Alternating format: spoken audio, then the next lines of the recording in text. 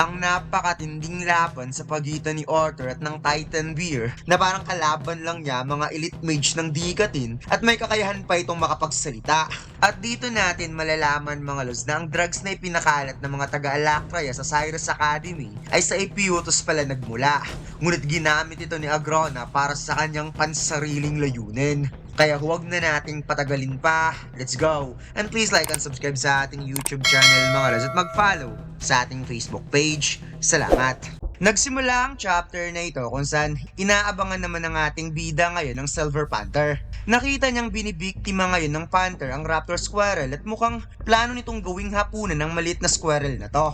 Naghanda ang ating bida at muli siyang nag-focus para balansehin ang output at input ng kanyang mana na nagre-resulta nga ito sa pagpapalabas niya ng itim na aura. Kung saan biglang nag-dash ang ating bida mga lods gamit ang Mirage Walk at nag-unleash ng pambihirang suntok na tumama lang naman sa ground sa sobrang bilis umiwas ng Silver Panther at nakita ni Arthur na parang kidlat lang namang tumakas ang hayop na to.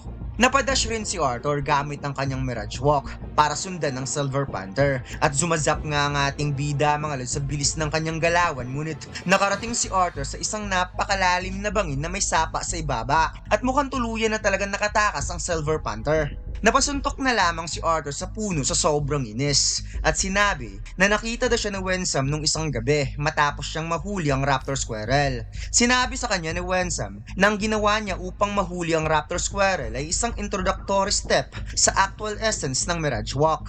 Pagkatapos daw ng pagkikita nilang yon, umabot pa ng 3 weeks na paglilibot sa pinakailalim ng kagubatan bago niya nahanap ang Claude, ang Silver Panther na matagal niya ng target. Habang tumatagal, mas lalo daw siyang gumagaling sa pag-burst step gamit ang Mirage Walk. To the point na kaya niyang maklear ang almost 10 yards in an instant na hindi nag-trigger ang bell sa liig niya. Subalit sa kabila ng lahat na kaya niyang gawin ng mga bagay na yon, sobrang layo pa para makahuli ng isang Claude. Nanalamin ng ating bida sa tubig ng sapa at napangiti na lamang siya dahil ang dumi daw ng mukha niya at stress pa, kaya nanghilamos na lang muna siya. Nakita ni Arthur sa itaas ang squirrel na kumakain at bigla siyang napaisip kung kailan kaya siya huling kumain ng mga masasarap na pagkain. Tumayo si Arthur para umalis na sana siya, ngunit bigla niyang napansin ang isang ibon na mabilis na lumipad papunta sa Raptor Squirrel na pasimpleng inesnatch ang squirrel gamit ang kanyang claw at hindi na nag-atubili pa ang ibon na kainin kagad ang biktima niya. Naisip ni Arthur na kinakalkula ng ibon ang movement ng squirrel at pinipredict nito kung saan ito tatalon. At napansin na naman ni Arthur na may squirrel na lumabas mula sa damuhan na siyang napansin din naman kaagad ng ibon. Mabilis na lumipad ang ibon para hulihin ang squirrel at dito'y nasaksihan nga ng ating bida mga lods ang ginawa ng ibon na sobrang dali lang nitong nahuli ang kanyang biktima kung kaya't sumunod rin si Arthur para hulihin ang ibon gamit ang kanyang burst step para siguro may panghapunan siya mamaya. Lumipad sa itaas ang ibon habang si Arthur ay nasa ibaba at balahibo lang ng ibon ang nakuha niya. Kaya na-realize niyang mukhang ang kanyang burst step ay sobrang layo pa at marami pang pagdadaanan. Sinabi ni Arthur na ilang linggo din niyang inoobserbahan ng ibon na yon at makikita natin dito mga lods na kinain niya ang itlog ng ibon. Ito ata yung ganti niya dahil sobrang bilis nitong gumalaw at hindi niya mahuli-huli. Napansin ni Arthur na magaling magtago at matulin gumalaw ang ibon na yon. Ngunit ang kanilang bilis ay hindi pa rin maikukumpara sa bilis ng Raptor Squirrel. Alam niya at napansin din niya ito mismo na ang mga squirrel ay tumatakas sa isang particular na direksyon. Kaya minamanipula ng ibon ang movement ng kanilang biktima. Subalit ang mga panther ay naiiba naman kaysa sa mga squirrel. Matatalino ang mga Claude. May sapat na katalinuhan ng mga ito para iwasan siya at hindi nito pinipilit na labanan siya ng harapan. Muling naghanda ang ating bida para gamitin ang kanyang burst step kung kaya't itinago niya ang kanyang presensya at tumakbo muna siya na may napakatahimik na pag-apak sa lupa bago nag-burst step ngunit wala pa rin naabutan si Arthur sa sobrang bilis tumakas ng Silver Panther. Kaya napatingala na lamang ang ating bida habang tinititigan ng ibon na lumilipad sa itaas. Sinabi ni Arthur na sa nakaraan niyang buhay natututunan niya ang masalimuot na sistema ng pagpapalakas ng muscles sa katawan. Bawat muscles may responsable sa ganap na paggalaw, katulad ng biceps, triceps, abs na nagsisilbing core sa lahat ng paggalaw. Ngunit ang calves ang pinaka-importante sa lahat dahil nagagamit ito sa pagtulak ng katawan habang umaapak sa lupa. Kaya ang teknikal na kaalaman niya patungkol sa katawan ay naging baon niya mula sa nakaraan niyang buhay. Ngunit hindi pa rin ito naging kapaki-pakinabang hanggang ngayon. Muling gumuhit si Arthur ng linya sa harap ng puno na tinutulugan niya at nag-focus para muling balansehin ang kanyang mana kung saan one step lang atang ginamit ni Arthur dito mga lods. Parang the Flash na ang ating bida na nagdadash sa sobrang bilis na habang ginagawa niya ito, patuloy na lumalakas ang muscle sa lower body niya. Umuusok ang ating bida matapos niyang gawin ng napakaraming dash gamit ang burst step at ang muscle sa kanyang binti ay mas lalong nagigain ng muscle at lakas.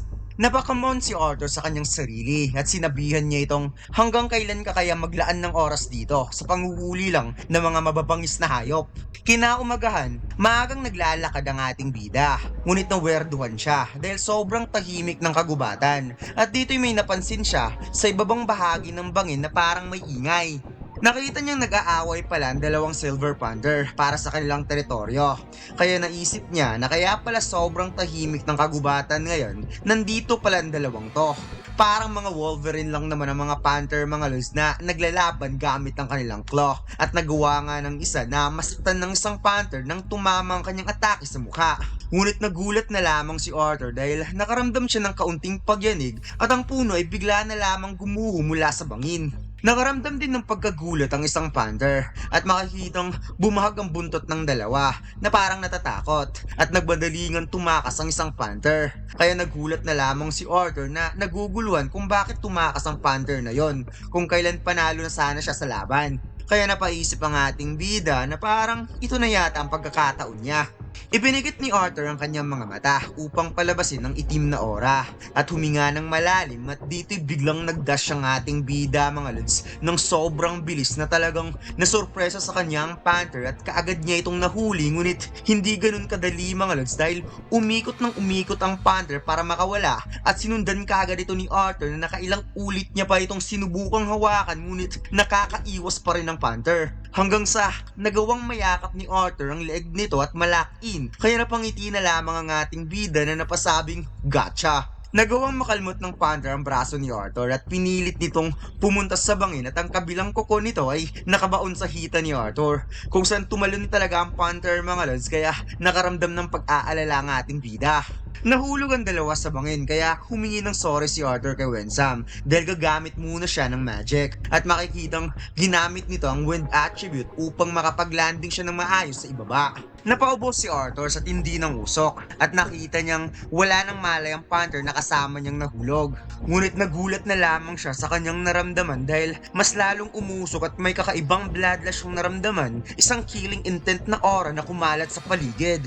Tinakpan ni Arthur ang kanyang ilong dahil sa usok at dito'y napansin niya ang isang higanting hayop na tumabon lang naman sa kanyang anino sa sobrang laki. Isang hayop na may pula-pula sa katawan at may malaking kuko. Kaya gulat na gulat ang ating bida sa kanyang nakita dahil ito pala ang pangatlong hayop na dapat niyang makuha, ang claw ng Titan Bear.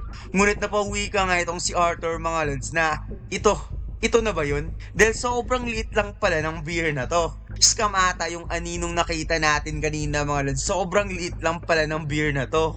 Kaya yun pala ang ikinagulat ni Arthur mga lods dahil hindi niya akalaing ang liit lang pala ng hayop na to. Kaya naisip ni Arthur na baka isa lang itong cub at hindi isang Titan Bear. Habang hinahawakan ng Titan Bear ang Silver Panther, bigla itong nagsasalita na napasabing pagkain daw niya ito at hindi ito mapupunta sa kahit saan. Kaya gulat na naman ang ating bida dahil hindi daw sinabi sa kanya ni Wensam na may nagsasalita palang hayop dito. Habang ang Titan Bear ay inaamoy pa ang Panther dahil sobrang fresh daw ng pagkain niya ngayon. Ngunit bigla nitong sinabi na bago niya kakainin ang Panther na to, uunahin niya muna itong si Arthur. Biglang nag-unleash ng kakaibang kapangyarihan ng Titan Bear, isang suntok na long range attack na tumama sa ating bida. Kaya talsik tuloy si Arthur at napa what the hell na lamang siya sa sobrang sorpresa. At sinundan pa ito ng long range close slashes attack na talagang bawat pagtama ay sumasabog sa lakas kaya minaiging iniwasan ng ating bida ang ataking ito. Nadaplisan si Arthur ng slash sa binte. Nakaagad namang napansin ng Titan Beer kaya kinuha niyang pagkakataong ito na sumugod kaagad at napasabing makukuha niya na ngayon ang napakahirap na pagkain. Nagkaroon ng malakas na pagsabog at si Arthur ay nagawa niyang makatakas gamit ang Mirage Walk. Kaya habang dumudugo ang binti ng ating bida, napatanong ang Titan Bear kung paano daw nito ginagawa ang pag-iwas ng kanyang pag-atake sabay unleash ng mga pambihirang claw slash towards Arthur Lewin. Ngunit gulat na gulat ang ating bida mga lord dahil sa pagkakataong ito, naunahan ng kanyang Mirage Walk at tumama lang naman ang atake sa kanyang dibdib. Na makikitang tuluyang nakapag-dash si Arthur ngunit dahil sa sugat ng kanyang binte, nagkaroon ng counting delay kaya tumagas tuloy ang dugo sa dibdib niya. At sinundan pa ito ng Titan Bear mga lods ng long range na suntok na talagang tumama sa ating bida dahil ang atake lang namang ito ay parang bola ng soccer na umikot papunta sa kanya kaya kahit gamitin niya pa ang Mirage Walk kung alam ng Titan Bear kung saan siya pupunta, tatama pa rin ang atake nito sa kanya. Napasukan ng dugo ang ating bida matapos bumangga sa pader at na-realize niya na hindi na ito Soul Realm. Nababalik lang siya kapag namamatay. Kung mamamatay siya dito, mamamatay talaga siya. Napa-aura moment pa ang Titan Bear mga lods na humahakbang towards Arthur at sabing, tapos ka na ba? Yun lang ba ang kaya mong gawin? Biglang sinipa ni Arthur ang lupa para patalsikan ng mga bato at alikabok ang Titan Bear. At mabilis nga itong nagdash papalayo at nag-unleash kaagad ng mga slashes claw na kaagad namang naiwasan ng ating bida. Inis na sinabi ng Titan Bear na kapag pinipilit daw ni Arthur ang sarili, mas lalo lang sasakit ang katawan nito at kakaunti na lamang ang matitira sa kanya na katawan para maging pagkain niya. Biglang napa-okay ang ating bida at pangiti nitong itinaas ang kamay na napasabing hindi na talaga siya tatakbo. Ngunit bigla na namang nag-unleash ng long range punch ang Titan Bear mga lods at napasabing hindi mo ako maloloko. Napa-wave si Arthur ngunit tumama pa rin sa braso niya ang ataking ito. Ngunit naisip ng ating bida na kapag umaatake ang Titan Bear gamit ang long range na suntok, isang blunt force lang ang nararamdaman niya. Ngunit ang kanyang dalawang binti ay hindi natatagal. Kaya kailangan niya itong tapusin kagad. Nagkatitigan ng dalawa at biglang nagdash si Arthur mga lods ng sobrang bilis at napunta kaagad ito sa likod ng Titan Bear kaya nang tumunog ang bell sa liig ni Arthur, napansin kaagad ng Titan Bear at mabilis siyang tumalikod na walang pagdadalawang isip na nag-unleash ng atake gamit ang kanyang claw. Ngunit ang tinamaan lang niya ay ang bell ni Arthur at nahati nga ito dahil sa atake pinakawalan niya at gulat na lamang siya wondering kung saan napunta ang kanyang kalaban. Ngunit ang hindi niya alam, parang Black Panther si Arthur mga lods na sumulpot sa likod at nag-unleash ng napakalakas na suntok na talagang ikinagulat ng Titan Bear ngunit huli na ang lahat. Dahil ang kamao na tumama sa Titan Bear ay talagang sumapul sa bodega at nagkaroon talaga ng matinding force impact sa sobrang lakas kung saan talsik ang Titan Bear at dumikit lang naman ito sa bato. Bagsak rin si Arthur matapos ang ataking yon sa sobrang pagod at tumagas pang dugo ng ating bida na makikitang wala na rin itong malay. Pagkatapos, ipinakitang bumaba na nga itong si Wensam para puntahan si Arthur since nasira ang bell dahil sa labang yon. At napatanong nga siya sa sarili kung anong ginagawa ng batang to dito. Nakita niya na bagsak at wala nang malay ang Titan Bear. At si Arthur naman ay nakahiga na rin at wala na ring malay. Kagad pinagaling ni Wensam si Arthur at nalaman niyang nabali ang 3 ribs nito, may mga galos sa dibdib at nagkaroon ng internal bleeding ang 2 binte. Ngunit hindi siya makapaniwala na lahat ng damage na ito ay galing lang sa isang baby na Titan Bear. Sinabi niya na ang full-grown Titan Bear ay tumatayo ng 10 feet ang taas. Ngunit hindi nito kayang gumawa ng ganito katinding damage unless kung biglang nag-twitch ang kamay ng Titan Bear na siyang napansin naman ni Wensam kung saan bigla nga itong tumayo at may kakaibang mga paggalaw at may nagpupumilit na kumawala mula sa kanyang dibdib.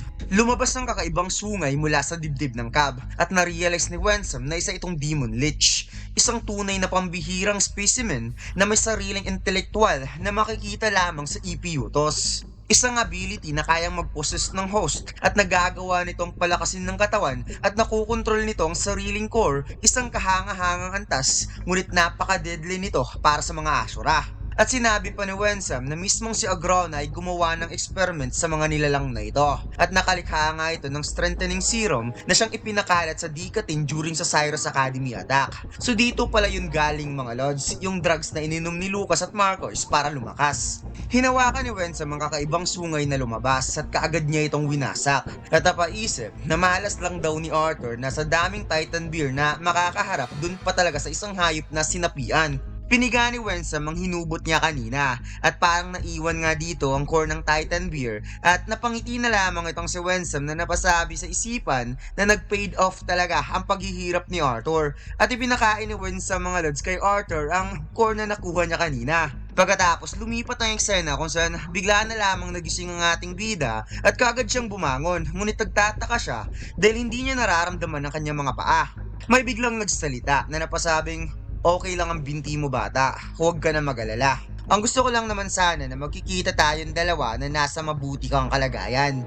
At ito nga ay isang matandang babae mga lods na may daladalang tubig para kay Arthur. Sino kayang babaeng to mga lods? Please comment down below. At dito lang nagtatapos ang chapter na ito mga lods. Huwag mo sana kalimutan mag-like, comment at mag-subscribe sa ating YouTube channel. At mag-follow sa ating Facebook page. Salamat!